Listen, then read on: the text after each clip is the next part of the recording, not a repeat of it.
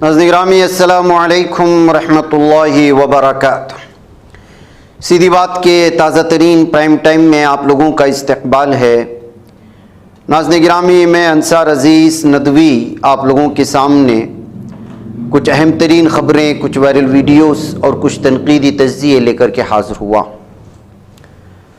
नाज़रीन गिरामी, तमहीदी तफसीलात में जाने से पहले आप लोगों से जो दरख्वास्त होती है उस पर तवज्जो करने की अपील करूँगा। नाज़रीन गिरामी, जहालत की इंतहा होती है और जब उस इंतहा और हद को पार हो जाता है तो फिर अक़ीदा बिगड़ने लगता है। हमें अपने वतन से मोहब्बत है और हुब्बुल वतनी का हमें सबूत पेश करने की कोई इतनी ज़रूरत नहीं है कि मस्जिद की तौहीन होने लगे। एक वीडियो बहुत शर्मसार करने वाली इस वक्त मेरे सामने है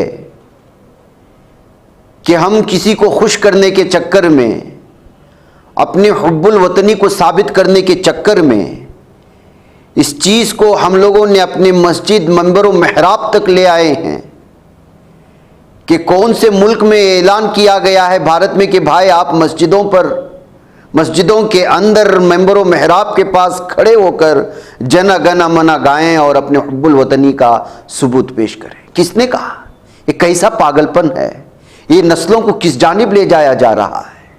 जैसा कि किसी शायर ने कहा था, नाज़रीन गिरामी, के मुस्लिम ने भी तामीर किया अपना हरम और तहजीब के आज़र ने तरशवाए सनम और इन ताज़ा खुदाओं में बड़ा सबसे वतन है जो पैरहन इसका है वो मजहब का कफन है। आज हम लोग हुब्बुल वतनी, अपने वतन से मोहब्बत करना हमें अपना मजहब सिखाता है, लेकिन इस हद तक नहीं कि आप मस्जिद में जहां नमाज पढ़ी जाती है वहां पर खड़े होकर के जना गना मना गाते हुए उसकी वीडियो बनाएं, उसको वायरल करें और अपनी ईमान व अकीदे को बिगाड़े ही, साथ ही अपनी आने वाली नस्लों को अपनी जहालत का सबूत दें।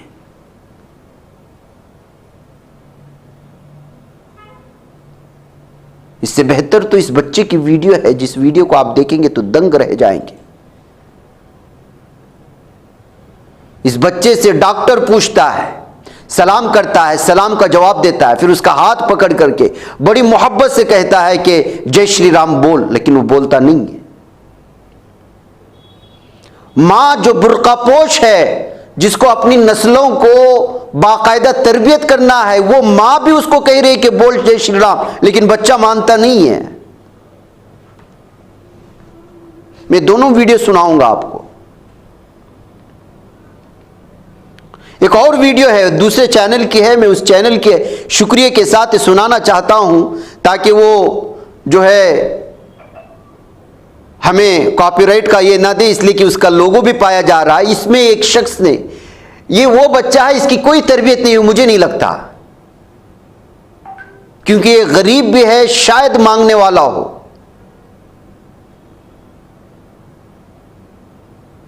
किसी मजदूर का बच्चा हो, किसी गरीब का बच्चा हो या फिर यतीम हो, इसके आगे पीछे शायद कोई नहीं है। इस वीडियो को सुनकर के इस बच्चे के अकीदे की, ईमान की मजबूती का आप अंदाजा लगाएं।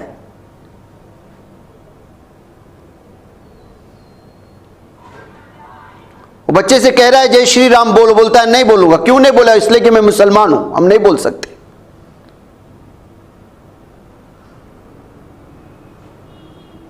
वो पूछता है कि भारत माता की जय बोलोगे? वो बोलते नहीं बोलते। फिर अल्लाह की तरफ वो उंगली करके दिखाता है, सिर्फ उसकी जय बोलेंगे। आज किस तरह से, एक तो इस रिपोर्टर का इस बच्चों को पकड़ करके ये पूछना ही गलत है, लेकिन उस बच्चे की जवाब ने शायद उसको उसकी औकात बता दी होगी और उस डॉक्टर को भी उसकी औकात बता दी होगी जिस डॉक्टर को उस बच्चे ने मना किया। लेकिन इन दोनों वीडियो के सामने, इस बच्चों के सामने, जब इस मस्जिद की वीडियो, जिस मस्जिद में हम अपने नस्लों को अकीदे के बारे में, ईमान के बारे में, इस्लाम के बारे में बताते हैं, उस मस्जिद के कालीन पर खड़े होकर के, सफ़ों पर खड़े होकर के, लाइन से खड़ा करके जना गना मना बुलवाए जा रहे हैं। मैं ये नहीं कहता कि इसमें किसी भी तरह की जो है कोई ऐसी चीज है, लेकिन इस हद तक हुब्बुल वतनी को पेश करने की क्या जरूरत आ पड़ी है, मुझे ये समझ में नहीं आ रही है बात। बकते हैं लोग तो बकने दो ना, भगवाई आपके पीछे पड़े हुए हैं। क्या मुसलमानों को भारत में रहते हुए अपने हुब्बुल वतनी पेश करने की जरूरत है? जिनके आबा व अजदाद, जिनकी सबसे बड़ी तादाद शहादत में, इस वतन को जो है खून देने में सबसे बड़ी तादाद मुसलमानों की है।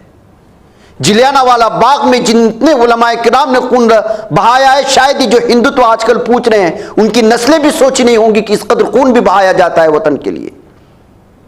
आप उनको सबूत पेश करने के लिए मस्जिद का एहतराम नहीं करेंगे, मस्जिद को तौहीन करेंगे। इन दो बच्चों के सामने ये गए गुजरे लोग हैं। मैं कहना चाहता हूं इन बच्चों का कोई कसूर नहीं है जो खड़े हैं मस्जिद में, बल्कि उन असातिज़ा का जिन लोगों ने इनको खड़े होने पर मजबूर किया, उन लोगों का कसूर है। उनके जहन में फतूर है, उनके जहनो दिमाग में इस वक्त डर और खौफ को बिठाया गया है, या फिर वो चापलूसी करना चाहते हैं। तीनों वीडियो सुन लीजिएगा आप।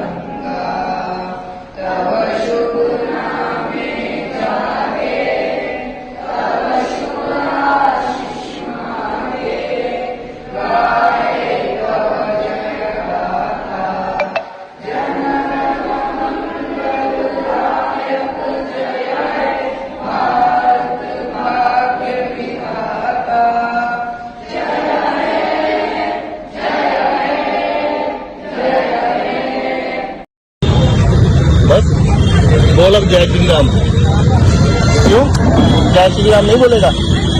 क्यों क्यों बता तो। अच्छा मुसलमान इसलिए नहीं बोलते? भारत माता की जय बोलते हो? वो भी नहीं बोलते? क्यों? अल्लाह को, भारत माता की जय भी नहीं बोलते। पहले बोलो सलाम वालेकुम। वालेकुम सलाम। इधर आओ, अब बोलो जय श्री राम। जल्दी बोलो जय श्री राम। नहीं बोलेगा। गाना नहीं आता बेटा। बोलो जय नहीं जय श्री राम। चलो तुम्हारी मम्मी बोलो। चलिए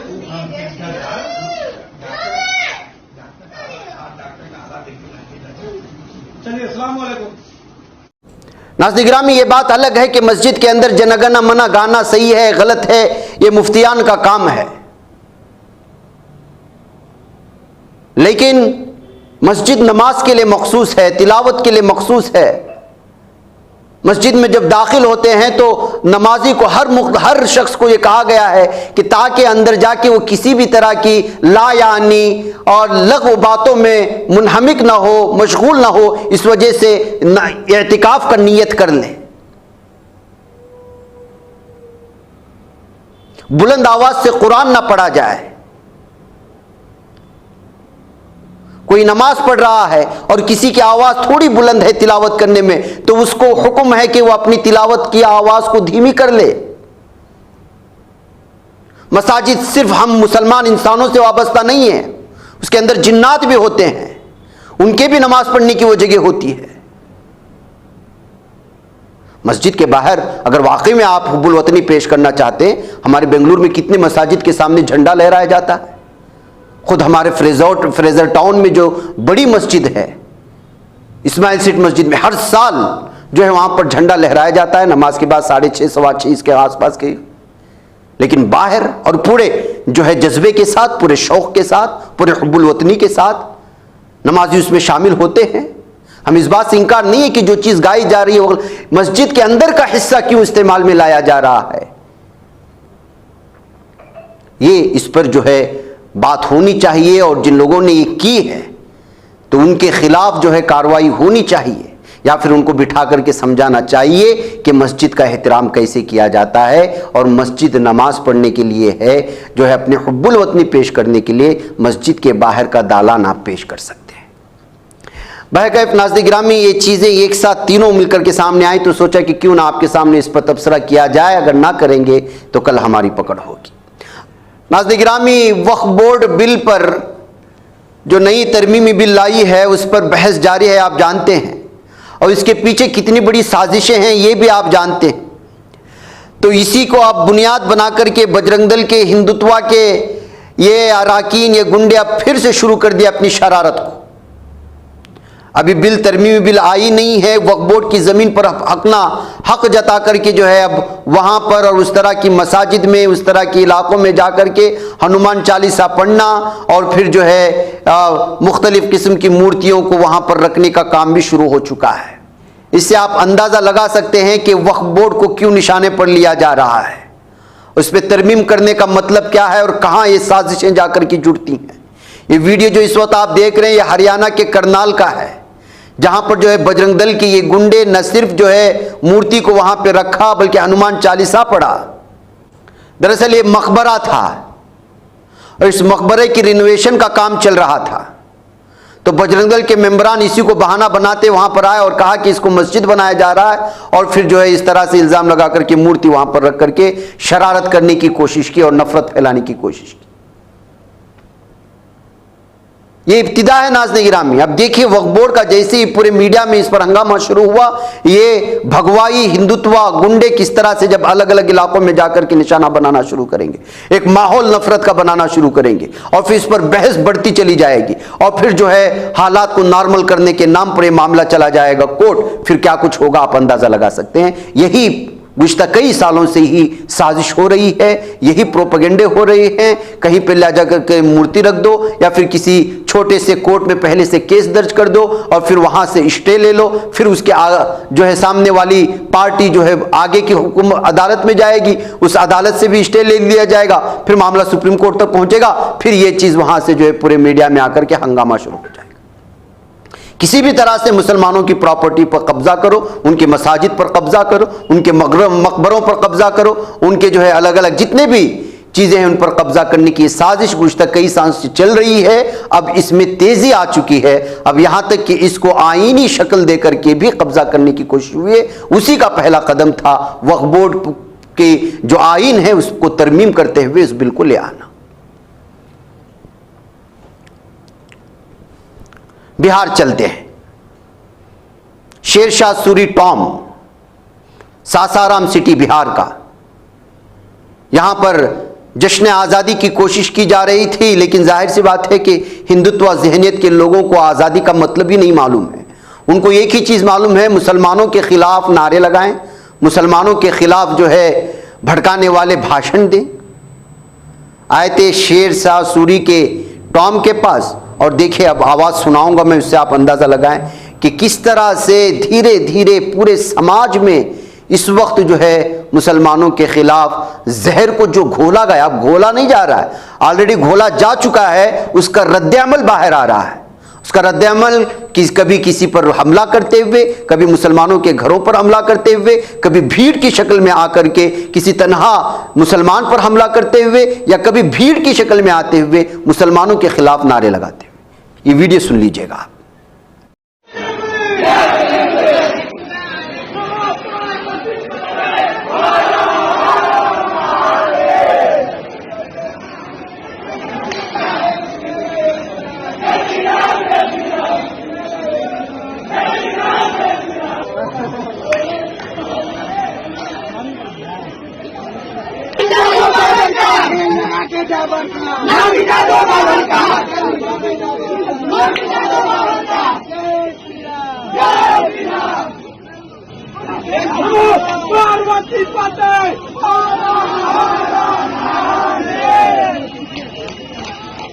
और जराइम की इंतहा क्या है नाज़रीन गिरामी, इस वीडियो को देख लीजिएगा। बिजनूर का एक एरिया है रिहाड़, वहां एक गांव आता है जयसिंह जोट,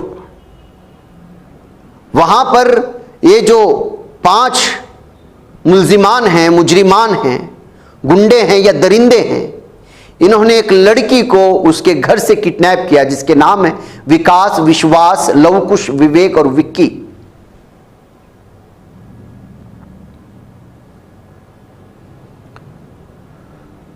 उसके साथ रेप करने के बाद उसकी वीडियो बनाई और फिर वीडियो रख करके लगातार उसको ब्लैकमेल करते रहे। लड़की परेशान होकर पुलिस थाने में बताया तो अब जो है इनकी गिरफ्तार करके पुलिस थाने में मीडिया के सामने पेश कर रही है। तो इस तरह जराइम का गिराफ लगातार बढ़ता जा रहा है।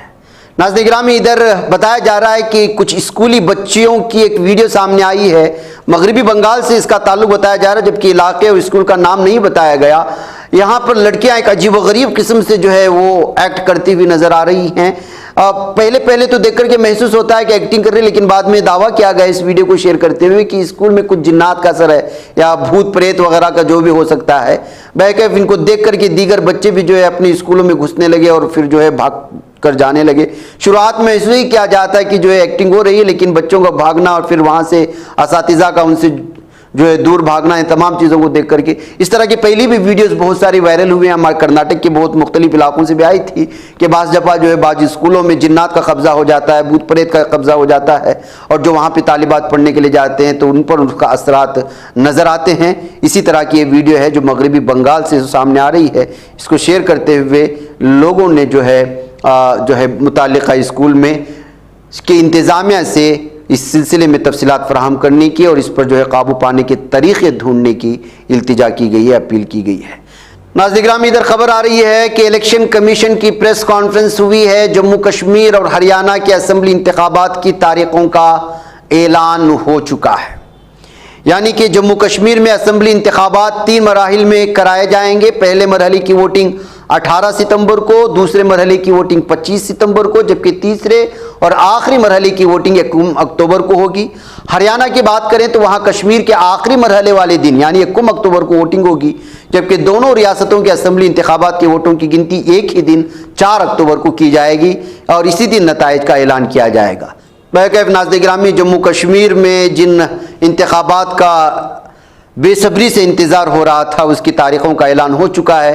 अब देखना यह है कि यहाँ के लोग किसकी जानिब अपने झुकाव का इजहार करते हैं। नाज़रीन गिरामी, उद्धव ठाकरे का एक और ताज़ा बयान आया है, किसी को वक्फ बोर्ड और मंदिरों की जायदादों को हाथ लगाने की इजाज़त नहीं देंगे। उद्धव ठाकरे के इस बयान के बाद अब अलग अलग तरह की जो है तबसरे शुरू हो चुके हैं। महाराष्ट्र के साबिक वज़ीर आला और शिवसेना के लीडर उद्धव ठाकरे ने महाविकास आघाड़ी की इजलास के बाद एक तकरीब से खिताब किया। इस दौरान उद्धव ने कई मसाइल पर अपने ख्यालात का इजहार किया। अपोजिशन इत्तेहाद MVA के पार्टी कारकुनों से खिताब करते हुए ठाकरे ने कहा कि असम्बली इंतखाबात महाराष्ट्र की इज्जत नफ्स को बचाने की लड़ाई है। इस दौरान शिवसेना के सरबराह उद्धव ठाकरे ने एक बड़ा बयान देते हुए कहा कि वो कांग्रेस और नेशनलिस्ट कांग्रेस पार्टी शरद चंद्र पवार की तरफ से महाविकास आघाड़ी के वजीर आला के ओहदे के चेहरे के तौर पर ऐलान करदा किसी भी उम्मीदवार की हिमायत करेंगे। और उद्धव ठाकरे ने भी कहा कि महाविकास आघाड़ी इत्तेहाद को वजीर आला के चेहरे का फैसला करने दें, कांग्रेस और NCP SP को अपने अपने वजीर आला के उम्मीदवारों का नाम तजवीज़ करने दें, हम उसकी हिमायत करेंगे। तो नाज़रीन गिरामी, इस तरह से जो है उन्होंने साफ और वाज़ेह तौर पर कह दिया कि जो सबके लिए कबूल होगा वही चेहरा महाराष्ट्र का जो है महाविकास आघाड़ी का CM का चेहरा होगा। यानी किसी भी तरह के इख्तिलाफात उसमें उनकी पार्टी की जानिब से नहीं किए जाएंगे। और इसी वक्त उन्होंने इस बात का भी ऐलान किया और कहा कि अगर कोई वक्फ बोर्ड या किसी मंदिर या मजहबी अमलाक को छूने की कोशिश करता है तो मैं ऐसा नहीं होने दूंगा। ये मेरा वादा है, ये किसी बोर्ड का सवाल नहीं है बल्कि हमारे मंदिरों का मामला है। जैसा कि शंकराचार्य ने कहा है कि केदारनाथ मंदिर से 200 किलो सोना चोरी हुआ है तो उसकी तहकीकात होनी चाहिए। आज जो है किसी बोर्ड को निशाने पर लिया जा सकता है, कल कोई मंदिर भी निशाने पर आ सकती है। नाज़रीन गिरामी, इस मौके पर उन्होंने जो वजीर आला के तहत जो बात कही थी उसकी एक वीडियो हमारे सामने, आप इसको सुन लें। है तो मराठी में लेकिन आप समझ पाएंगे। म्हणजे आता ते डुबक्या मारून बघतात की पवित्र होता येईल का। मग रक्षाबंधनामध्ये स्वतःचे फोटो छापतायत, सगळीकडे स्वतःचेच फोटो छापतायत। तुम्हाला जे काय आज मी बोलवलेलं आहे, आम्ही सगळ्यांनी बोलवलेलं आहे, पुढच्या ज्या काही गोष्टी करायच्या त्या तुम्हाला करायच्या आहेत. आम्ही तर आहोतच. पहिल्या प्रथम आपण सर्वांनी एक शपथ घेतली पाहिजे की कोणत्याही परिस्थितीत मी किंवा महाराष्ट्राचं हित, माझ्यापेक्षा महाराष्ट्राचं हित आम्ही जपू. मला उमेदवारी मिळाली नाही मिळाली तरी चालेल, पण ह्यांना खाली खेचू. आणि साहजिकच आहे, आपल्यात काड्या घालणारी लोक आहेत, युतीमध्ये बसलेत. त्यांच्या मुख्यमंत्री पदाचा चेहरा कोण? उद्धव ठाकरे होणार का आणखीन कोण होणार? मी आज सगळ्यांसमोर स्वच्छ सांगतो की पृथ्वीराजजी तुम्ही आलात, पवारसाहेब तुम्ही आलात, तुम्ही आत्ता तुमच्यापैकी कोणाच्याही मुख्यमंत्री पदाचा जाहीर करा. उद्धव ठाकरेचा त्याला पाठिंबा असेल. भाई नाज़रीन गिरामी, मुझे यहाँ पर इजाजत दें. इंशाल्लाह फिर आप लोगों से मुलाकात होगी. अस्सलाम वालेकुम रहमतुल्लाहि व बरकातुहू.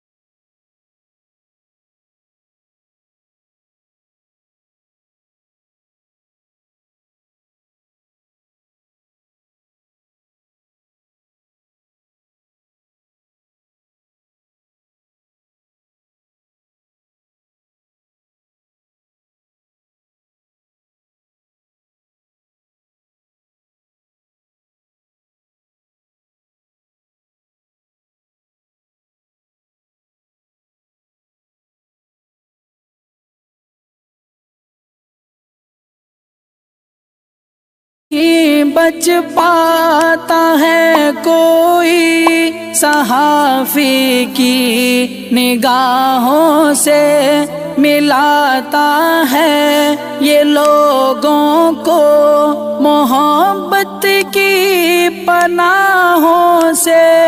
करम और दर्द मंदी का है एक संसार, सीधी बात. अजीमत जुर्अतो हिम्मत का है इजहार, सीधी बात. अजीमत जुर्अतो हिम्मत का है इजहार, सीधी बात. ये चैनल हक निगर बनकर कुचल देता है फितनों को.